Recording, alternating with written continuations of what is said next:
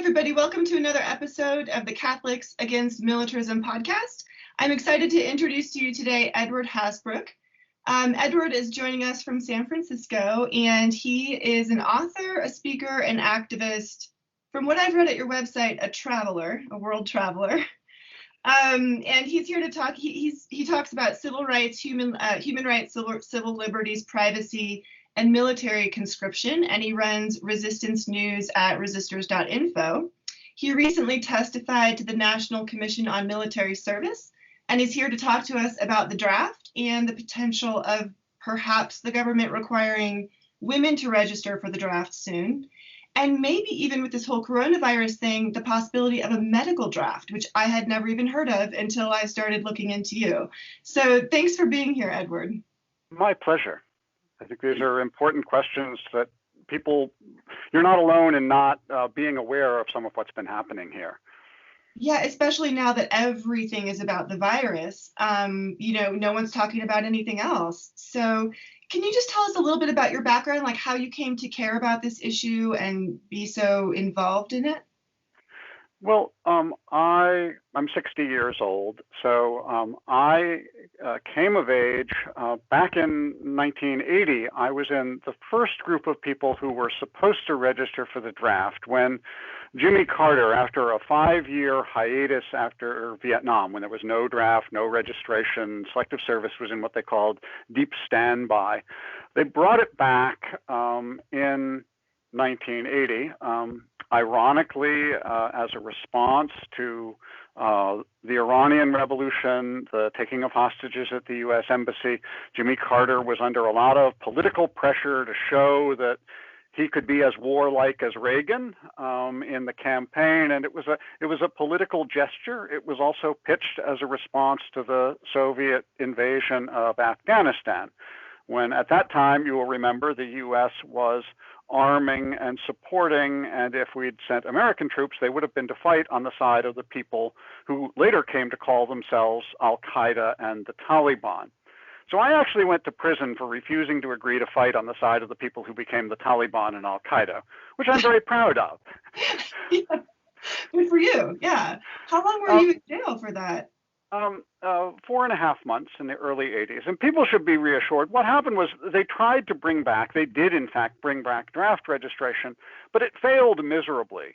There was much lower compliance than they'd ever imagined. I think there had been a sea change in people's attitudes, the combination of the Vietnam War and Watergate. Rather than people instinctively going along with what the government said, people were willing to question, and the government was not meeting its burden of proof as to why we should do this. The choices they'd made of which wars to fight and on which side we should be fighting didn't look very good. And so what happened was they held these mass sign-up weeks to get the program started, and millions of people stayed home. They floundered around a bit. They picked out a few of the organizers. There were 20 people from across the country who were actually prosecuted, who they considered the most vocal non-registrants. I was one of them. And they put a handful of us in prison, but it only called attention to the resistance. It called attention to the fact that there was safety in numbers, as well as safety in silence, that the only people they could prosecute were the people whose public statements could be used against them. And so by 1988, the Justice Department said, this isn't working, and threw in the towel. And although the law remains on the books, there's been no enforcement for decades. And so on the one hand, this was an enormous victory, one of the greatest of that era and to this date.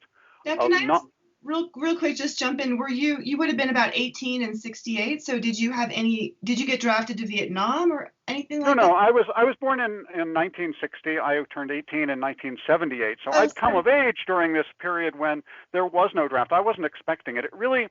It hit people my age as a total shock and surprise when suddenly this new requirement is imposed in the way, moving ahead a little bit, that I think it will hit young women with shock and surprise if suddenly later this year or next year they're told, now you all have to go sign up and agree to be drafted. So I've been through some of what that feels like, obviously different for women and men, but some of that.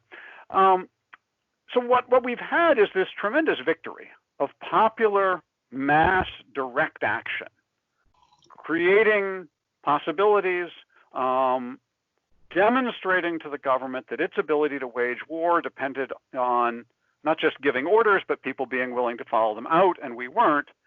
But it's a sort of a half a victory in that there's been this stalemate where the law has remained on the books, even though unenforceable, and they've imposed an increasing array of administrative sanctions for people who don't register for the draft, that they can't get federal student aid, federal jobs, that if they're immigrants and even people who are not citizens, if they're living here, even if they're undocumented, they're supposed to register for the draft. And if you didn't register, even if you didn't know it, and you lived here between the ages of 18 and 26, your later can be prevented or delayed in being naturalized as a U.S. citizen. That's actually one of the most severe sanctions for non-registration.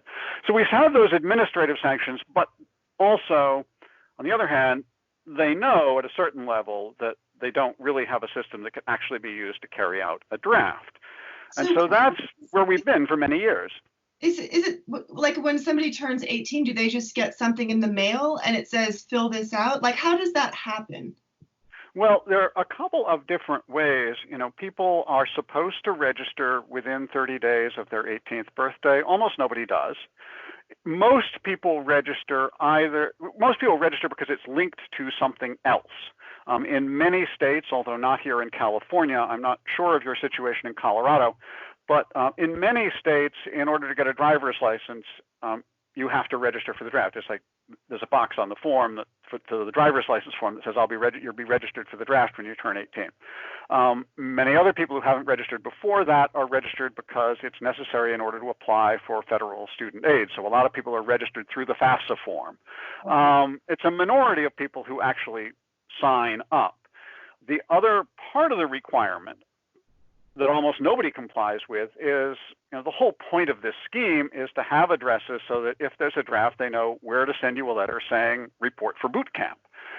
So they need your address to send you a certified letter, and you're supposed to report every time your address changes until you turn 26. If you're a man, you're supposed to tell the Selective Service. Compliance with that is virtually zero because there's no enforcement and never has been. Nobody even knows they're supposed to. Okay. The accuracy of the database has not been audited since 1982. Okay. When already, that was just 2 years after they started the system, and already, half the addresses were out of date. They actually had the former director of the Selective Service system, who was in charge of setting up this system in 1980, limped out of retirement to show up at the hearings of the National Commission on Military Service last year and testify that the database was less than worthless and they should end this. Okay. All right. Well, yeah, he's the guy who ran the whole thing, so he would know. Okay. Yeah. Okay.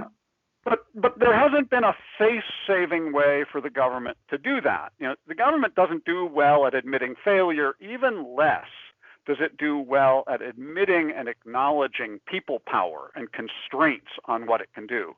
So the part of the point of finally getting rid of this system will be not merely to end the threat of the draft, which is important, but also to force a public acknowledgement that the draft shouldn't be a policy option, that military planners should assume that if they get in trouble, well, it's not plan A or plan B, it's plan F for fallback, but it's always there that in the event that they fought a war that was so large, so long, and so unpopular that they couldn't get enough volunteers, ultimately they assume that there's no limit, that they can just turn to the draft.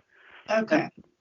And this was actually the kind of scenario, the insane scenario that was brought up when I was testifying last year before the National Commission.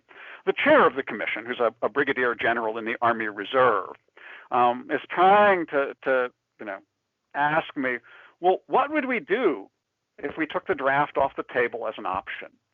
What if, he says, what if we were being invaded simultaneously from Mexico and from Canada, and there weren't enough volunteers to defend the country? What would we do?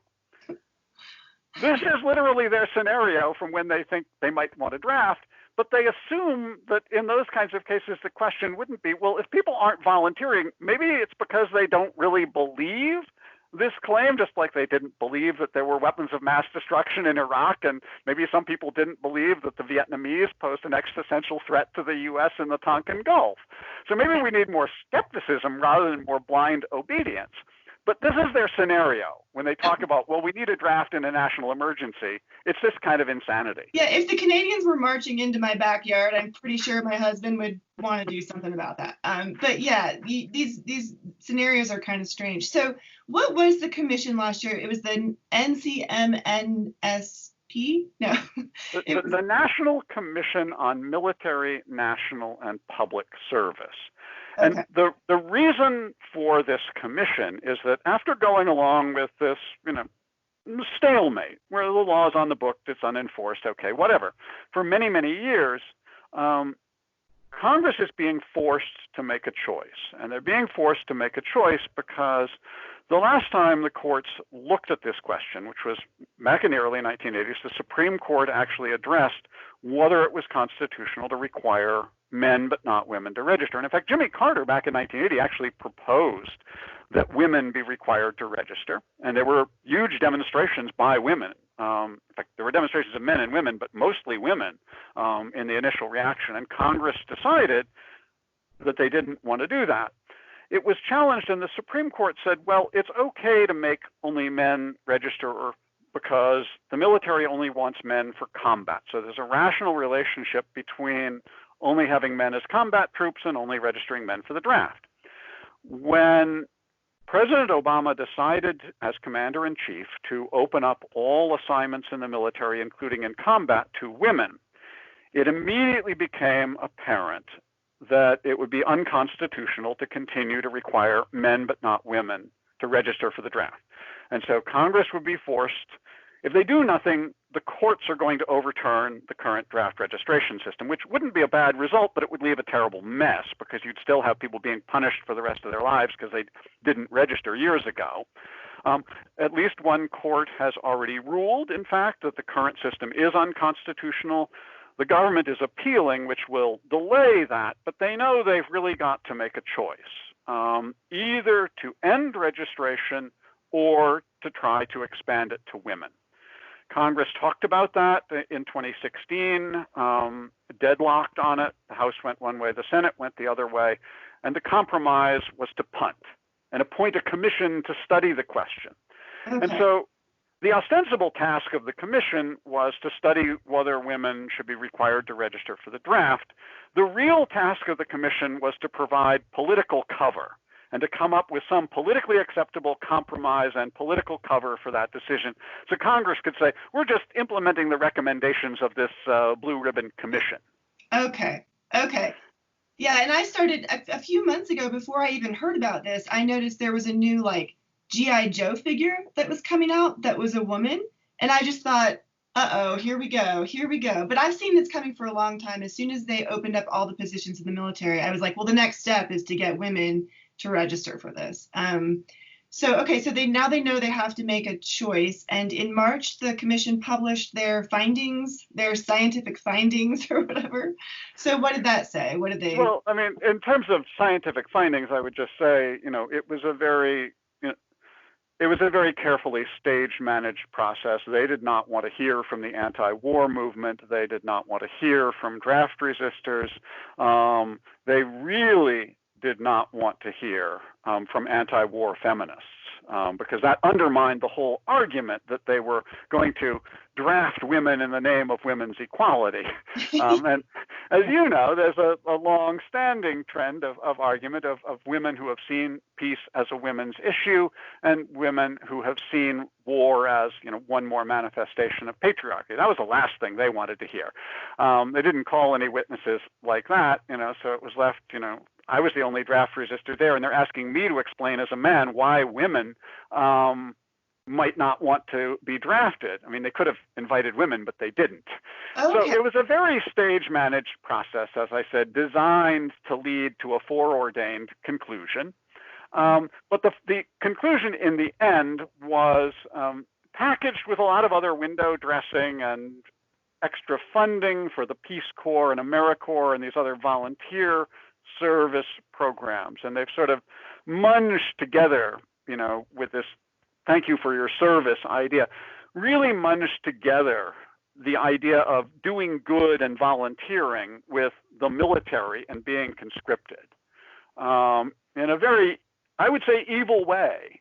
Okay, so you're pretending like if you sign up, if you register for the draft, you could be eligible for the Peace Corps or some kind of AmeriCorps thing or the draft. Like it could go any way? Is that what they're trying to say? No. They're going to include it in the recommendations of this commission, sort of to sweeten the deal for liberals, as they bundled this expansion of draft registration with more money for these voluntary programs, which would remain voluntary. Nobody's going to be drafted into the Peace Corps. Oh, I see. Okay. But they're trying to equate the idea of doing good and doing service with killing people.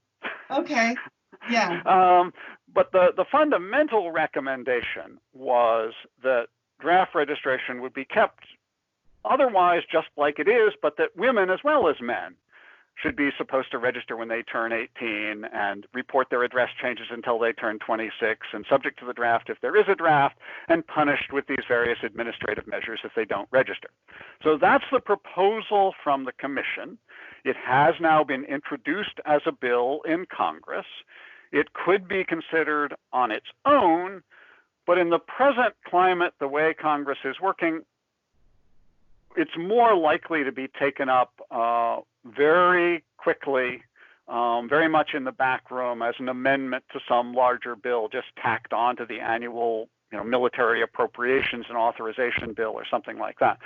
So basically, this is now on the table in Congress. At some unpredictable moment, sometime in the next year or so, Congress is going to make a decision. So now is the time for people to be heard if they have opinions about this. We're not going to get a further warning. Okay. And so your objection to this is more the practical side of it, like it's just not practical to expect people to do this? Or do you have, I know you're not a Catholic, or do you have other moral objections to this? Like where are you coming from on this? Well, I've worked with groups that have tried to unify and bring together everybody who opposes the draft. And there's a lot of different reasons for that. There's one set of reasons that relates to the fact that people are being forced to do something they don't want. It's straight up slavery. There's a second set of reasons that relates to who they pick. It's straight up ageism. Only young people are forced to bear the burden. There is no more ageist policy in the country. And historically, it's closely tied to a lot of ageist attitudes. It's typically going to have a whole lot of class and race bias in terms of who's able to negotiate the exemptions and so forth, who ends up actually being forced in the military and who gets out. And then there's a set of objections that relate to how it's used, that it's not just conscripting people to do what the government says, but it's specifically about forcing them to fight wars. And while there are limited provisions for some conscientious objectors who object to all wars, there's no exemption for the vast majority of people who say, yes, there are some wars I would fight and some wars that I wouldn't fight, and that's a decision for me to make for myself. Right.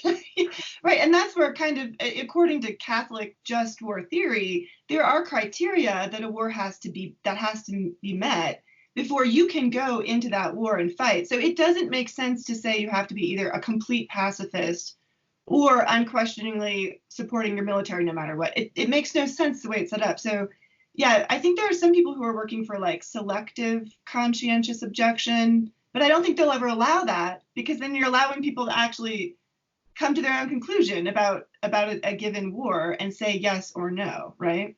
Exactly.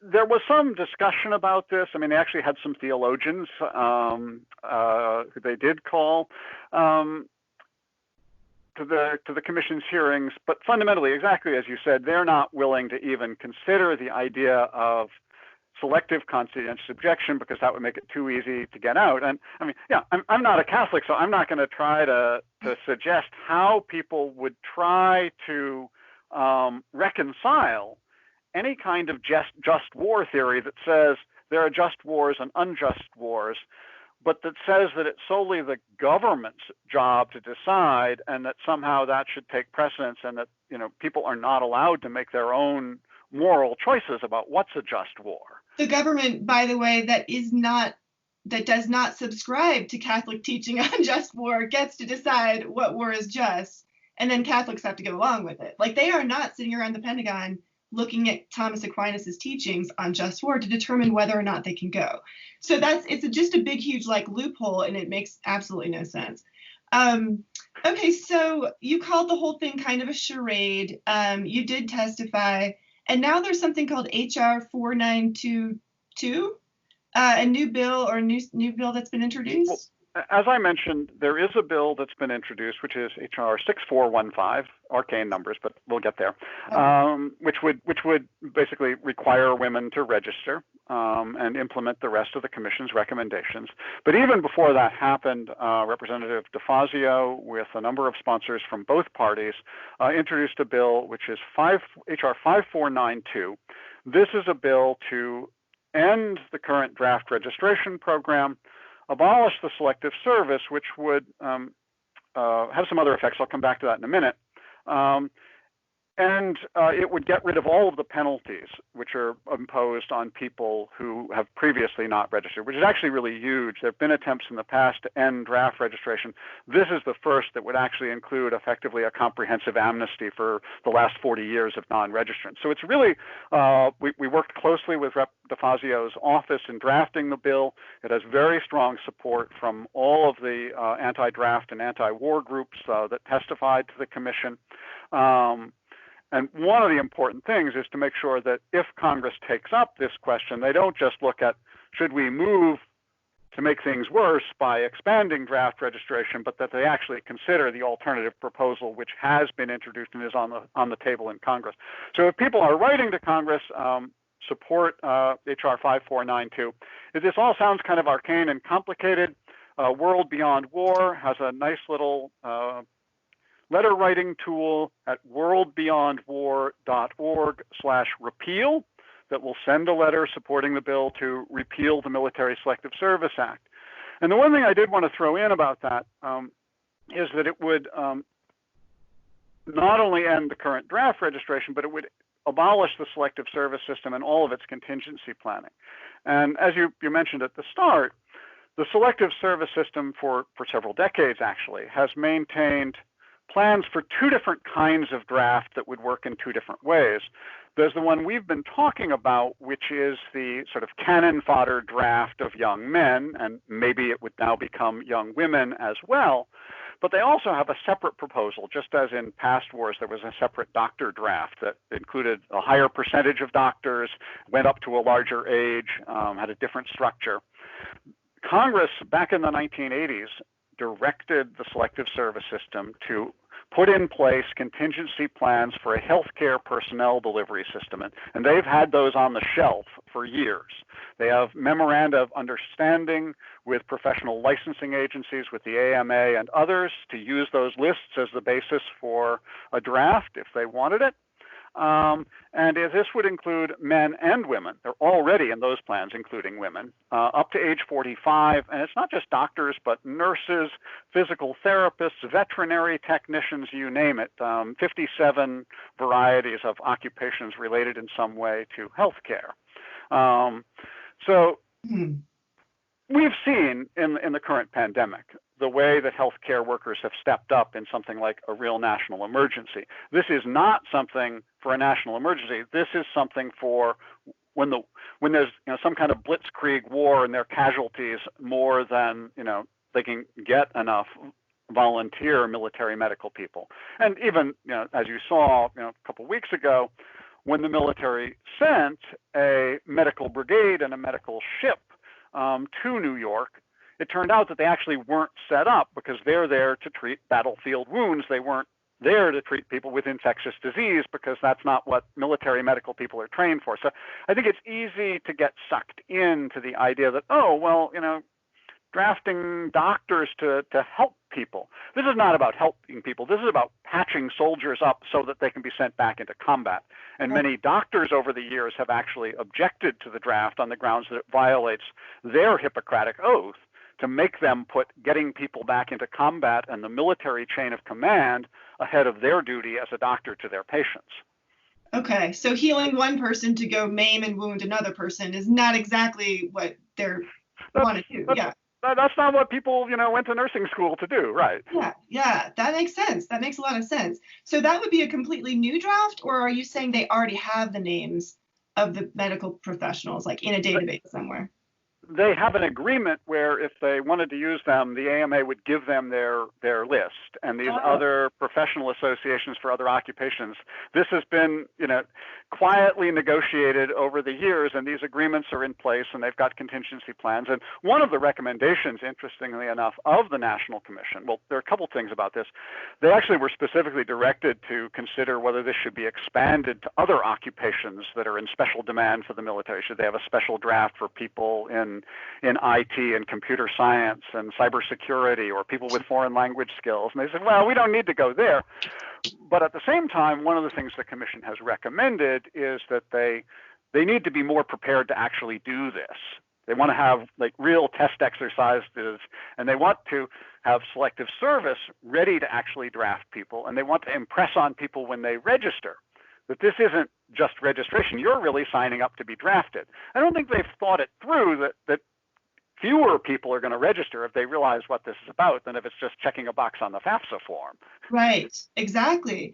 Is there a way when a young person first goes to register to immediately register yourself as a conscientious objector, to say, I'll give you my name, but here's where I stand? Is there a way to do that, or do you have to wait until it happens and then file? Like, how does that? It's the latter. There have been proposals, and it was specifically talked about, and some of the groups that represent conscientious objectors specifically presented this idea to the National Commission, that they should put a box on the form that you could say, if drafted, I intend to apply for conscientious objector status. The Commission considered and rejected that idea. But even then, I think it's people think it's just checking a box, and it's not, for a couple of reasons. One is that many people, as we were just discussing, somebody who subscribes to a just war theory and makes choices about which wars to fight isn't going to qualify. So you can say, yes, I intend to apply for CO status, but you're not going to qualify. You're going to be turned down. The second thing is that you only can apply after you've received an induction notice, and you'll have this very short period when they're going to presume, you're doing this because you're about to get drafted and there's a war on, so they're going to be very skeptical. And historically, a lot of people with legitimate CO claims were denied, and the process was arbitrary and biased and had lots of problems. So I don't think it, really offers much of a way forward. But you don't get that option now to even indicate that you might be interested in that. The only way you can indicate whether you're willing to be drafted or not is either to sign up or to not sign up. And I think it's been a very effective vote. The people who have, quietly stayed home have made a very quiet but effective showing that a draft has not been possible. And you asked a little earlier, is the objection that the draft is wrong, or is the objection that the draft won't work? And I would say it's both. I mean, my personal feeling is the draft is wrong. I don't think this National Commission cares, and more importantly, I don't think Congress cares that we don't like it. Yeah. They don't care that we think they're acting immorally. I mean, since when has that influenced, the government's policy on war? I think that if Congress decides that they don't want to expand draft registration to women, and that the only way to go, the alternate path, is to end draft registration, it's not going to be because they've convinced that they've been doing something wrong. It's not going to be because they're convinced that the wars that they're fighting are wrong. It will be because they see that this is going to be unenforceable. Okay. And so it's really important for young women, and particularly, to let them know that they're not going to make it easy for them. We do know, this is, the Commission studied all kinds of things. They went, again, through elaborate, they commissioned several $1 million of research, but they absolutely refused to discuss the issue of enforcement. They never met with the Department of Justice. They got no reports on enforcement. There's no budget or enforcement plan. It's like we're going to wave our magic wand and millions of young women are going to march in and sign on the dotted line and say, yes, I'm willing to be drafted. That is a naive fantasy. And the women who they're fantasizing about need to let Congress know that this is a naive fantasy. But on the other hand, it seems like people would go do that, though, if there are these penalties. Then it's like, if you don't sign up for it, you're putting yourself at risk for all these penalties for the rest of your life. If you do, it's like, well, chances are I probably won't ever get drafted, so I'll just go sign up so I don't suffer the penalties. Do you know what I mean? Like, if the penalties are bad enough, it seems like people will. Well, some people will at the point where they're actually applying for student aid. Not everybody's getting student aid. Not everybody is a college student. One thing that you can do is you can wait until you're about to turn 26, and you can register without penalty any time up to your turn 26, at which point you cease being eligible for the draft. So if you register shortly before you turn 26, there's only a minimal period of time where you're at risk for the draft, but you're still, you don't face any sanctions thereafter. The other thing, though, is that, whether you're registered doesn't necessarily so much matter. The whole point of this is to get people to actually go into the military when they're called up. So even if people say, look, I signed up because I wanted to get federal aid, but you shouldn't delude yourself into thinking that if you tell me go put on a uniform and pick up a gun and shoot whoever you tell me to shoot and hate whoever you tell me to regard as an enemy, I'm going to do it. They need to hear that because they have this fantasy of their own limitless power. Somebody needs to speak up and say the emperor has no clothes. And the lengths to which they went to avoid engaging with the issue of enforcement and feasibility and how this would actually work, I think reflect the fact that at a certain level, they know that this is the Achilles heel of a draft. They sort of know that it's not realistically feasible, but they don't want to admit that because that would be politically costly. That would constrain war making in the future if they publicly took the draft off the table as a fallback option. Okay, interesting. At the commission that you testified at, I don't know if you were there the whole time, was there anybody who objected to they don't object to the draft for men, but say they did not think it should be expanded to women? Like military people, for example, who were like, we don't want this. We don't need a bunch of girls in the military. Did anybody come from that perspective? They did, and interestingly, that was brought up before the commission, and that had champions on the commission itself. There were people who thought that. They were in the minority on the commission, and some of them were religious, including some conservative pro-war Catholics on the commission. I was on a very strange panel. They'd thrown us all together. I was there as the token representative of draft resistors. There was one representative of the Friends Committee on National Legislation, the Quaker organization, speaking for the interests of conscientious objectors, particularly religious ones. But with us on the same panel, as people who did not want to expand draft registration, were three pro-war sexists. I just have to call it out that way. One of them was a man from the Southern Baptist Theological Seminary who was explicitly, I think men should be drafted, but I don't think the Bible says that women's role is to fight. One was a Catholic, Ashley McGuire from the Catholic Association, her reading of the Bible was that the role of women in time of war is to support the war in other ways, and that men are better fighters and will lose the war if we send the women to fight. And there was also, from a less religious and more, as you mentioned, sort of military perspective, there was a woman military veteran whose sole argument was, women are weaker and less physically able, and war is a contact sport. It's a contest of physical ability, and we need our best warriors, and those are going to want to be women. So again, in order to win the war, we need to send the men to fight it. Okay, interesting. And unfortunately, a lot of the public discourse has framed it with assuming that anybody who doesn't want to draft women must be from this kind of sexist pro-war perspective. That's the only argument. the idea that there even was an anti-war point of view, was not in the commission's mind really, and they tried to keep that as far in the background as they could, and you'd barely know that from reading their report. Oh, okay. And were there any feminists who argued that this is the only way for women to have full equality in the country is to be treated equally? Like, were there any of those people? Yes, there was a panel. I mean, there's a long-standing historical debate, as you may know better than I, between sort of advocates for women's equality and radical feminists on this question, and it parallels previous debates. I mean, there were people who argued that for African Americans to serve in the military was a pathway to earning the right to be treated equally. But then you also, on the other hand, you had people like SNCC and eventually Martin Luther King, who came out and argued explicitly that the war was part of the same problem as the racism that they were trying to address. Now, no anti-war feminists were invited to appear at the commission's public hearings. They did finally, long after they'd actually made up their mind, they had a brief conference call where we were able to get one representative of Code Pink into the room. I don't think they had any idea what she was even talking about, frankly. But they did have a panel of liberal women who argued that it would be more equal to draft men and women equally.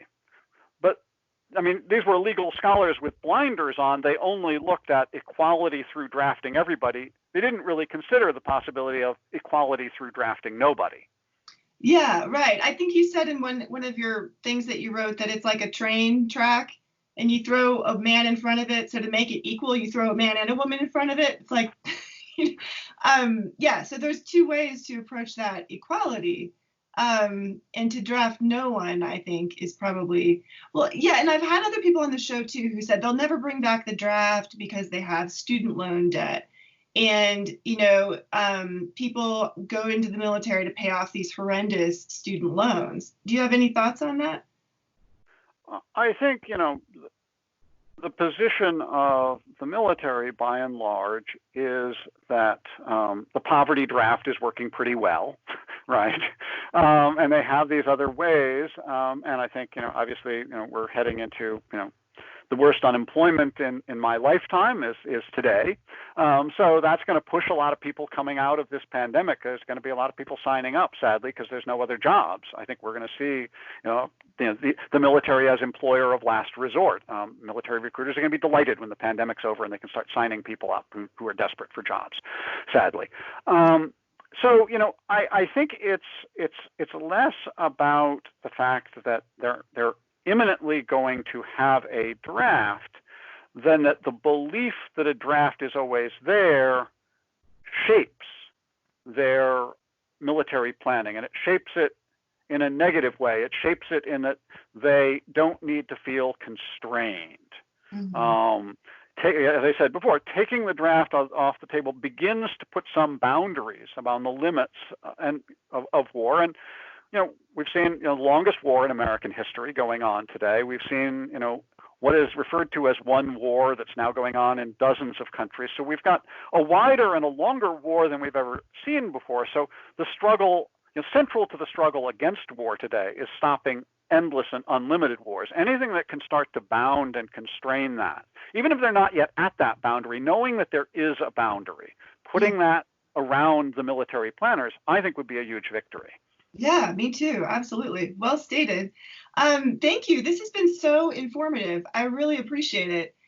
So you mentioned that we can go to worldofwar.com. No, I'm sorry. My husband plays a game called World of War. What's it called? It's World Beyond War, and the specific page for their Write Letters to Congress is worldbeyondwar.org/repeal. You can also go to my website for more general information about all aspects of what we've been talking about, women in the draft, how the current registration program works, this contingency plan for a healthcare draft. That is at resistors.info, resistors with an S at the end, resistors.info. And, let me throw out, if I may, a couple of other things that people can do. the ultimate decision about this is not going to be made by Congress. The ultimate decision is going to be made by the young people who do or don't pick up a gun and go fight. Whatever Congress does, they're going to make that decision. So educate yourself, learn more, talk to your friends, your family, let them know that this is in the works. Because as I said earlier, we're not going to get another warning. Congress could act on this at any time. Let them know, speak up, let people know that you don't like this idea. Whether it's, getting other people to watch this video, listen to this podcast, inviting a speaker to come talk to your group, but spread the word, raise consciousness, and get people thinking, because this is real. If you're asked to say, am I willing to kill anybody the government wants me to kill? What do you think about that? Right. I think we need to start, asking those questions and make people think about that before they are confronted with the situation. To have a plan of what you intend to do. Yeah, that's a great idea.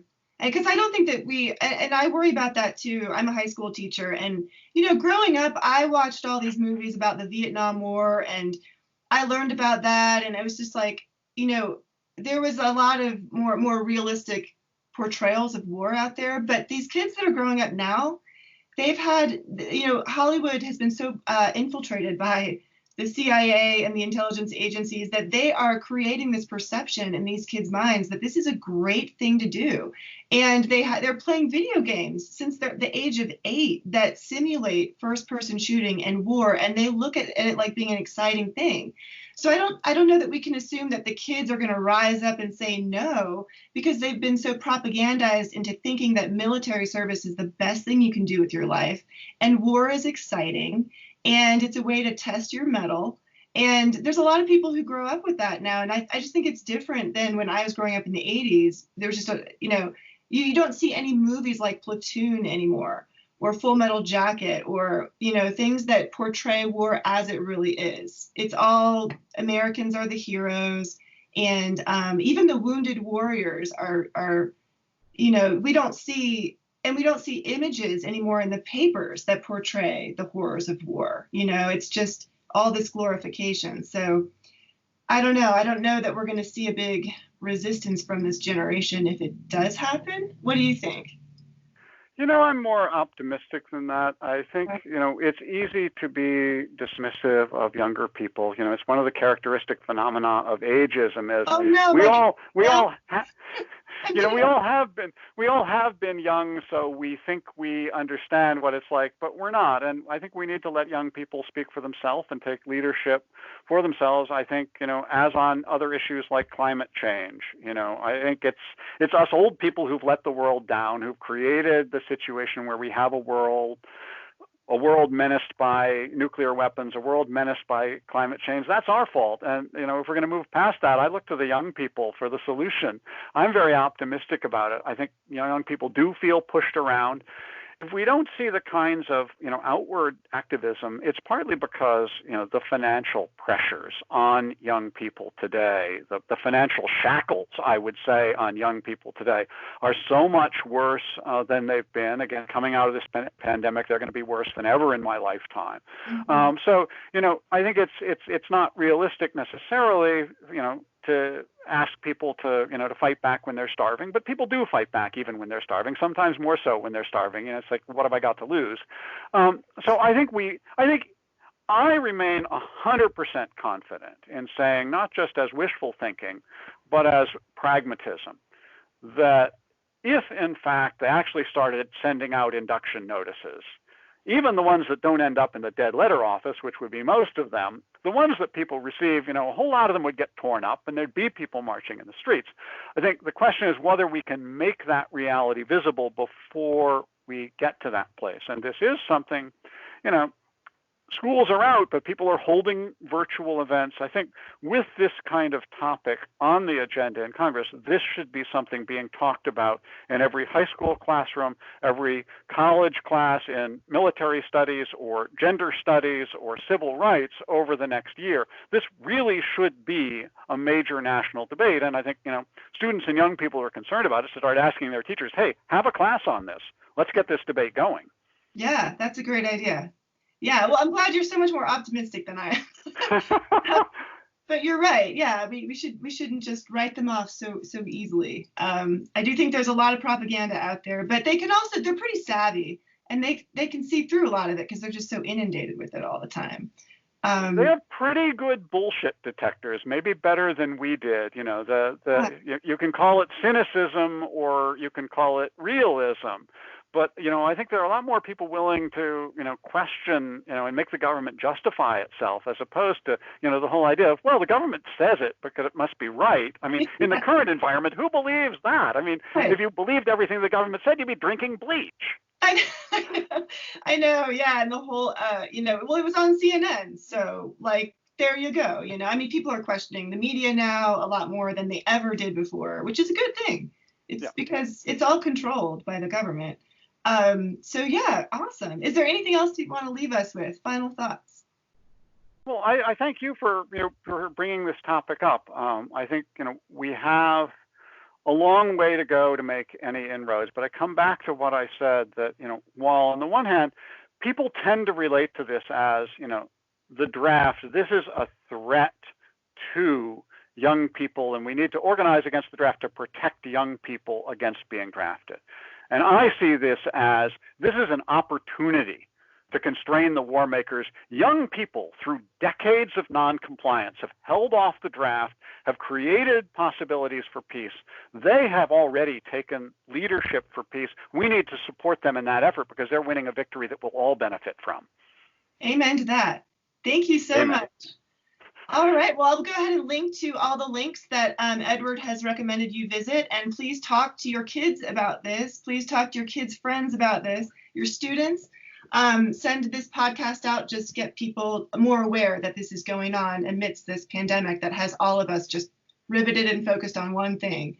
So thank you, Edward. It was great to meet you. Thank you. My pleasure to be here. Keep up the great work. Thank you. You too. All right. Bye. Bye.